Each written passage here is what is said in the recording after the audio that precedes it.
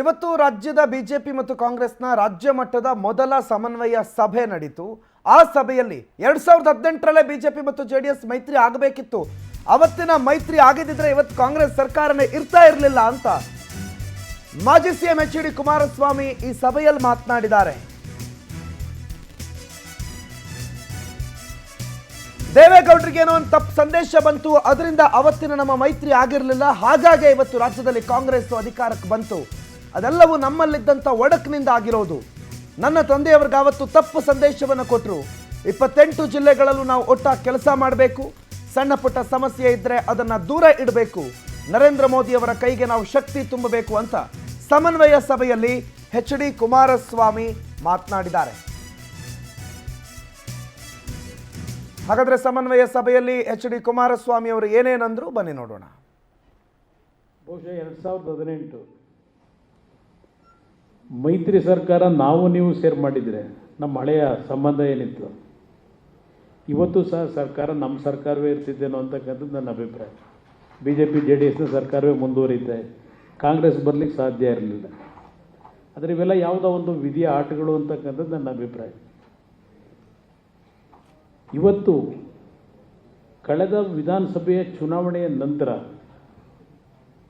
ಎರಡೂ ಪಕ್ಷಗಳಲ್ಲಿ ಕಾರ್ಯಕರ್ತರಲ್ಲಿ ಸ್ವಲ್ಪ ನಿರಾಸೆ ಮತ್ತು ಯಾತಕ್ಕೆ ಈ ರೀತಿ ಆಯಿತು,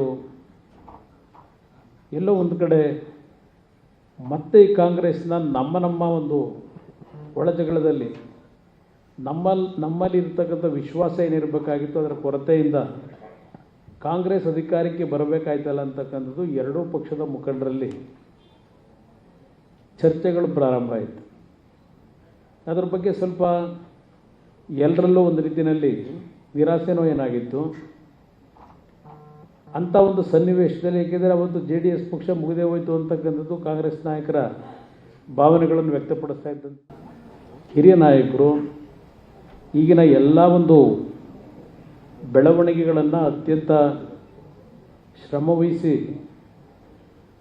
ಭಾರತೀಯ ಜನತಾ ಪಕ್ಷದ ಶಕ್ತಿಯನ್ನು ವೃದ್ಧಿ ಮಾಡ್ತಕ್ಕಂಥದ್ದು ಅಷ್ಟೇ ಅಲ್ಲ, ಪ್ರಧಾನಮಂತ್ರಿಗಳ ನಿಸ್ವಾರ್ಥವಾದಂಥ ಸೇವೆ ಏನಿದೆ, ಪ್ರಧಾನಮಂತ್ರಿಗಳ ಒಂದು ದುಡಿಮೆ ಏನಿದೆ, ದಿನಕ್ಕೆ 20-22 ಗಂಟೆಗಳ ಕಾಲ ದುಡಿಮೆ ಏನಿದೆ, ಅಂಥ ಸಂದರ್ಭದಲ್ಲಿ ಪಕ್ಷದ ಸಂಘಟನೆಗೆ ಕೇಂದ್ರದ ಗೃಹ ಸಚಿವರು ಅಮಿತ್ ಶಾ ಅವರು ಅವರೇ ಪ್ರತಿಯೊಂದು ವಿಷಯಗಳಲ್ಲೂ ಸಂಘಟನೆ ಬಗ್ಗೆ ಸದಾಕಾಲ ಚಿಂತನೆಯನ್ನು ಮಾಡ್ತಕ್ಕಂಥ ನಾನು ಕಂಡಿದ್ದೇನೆ.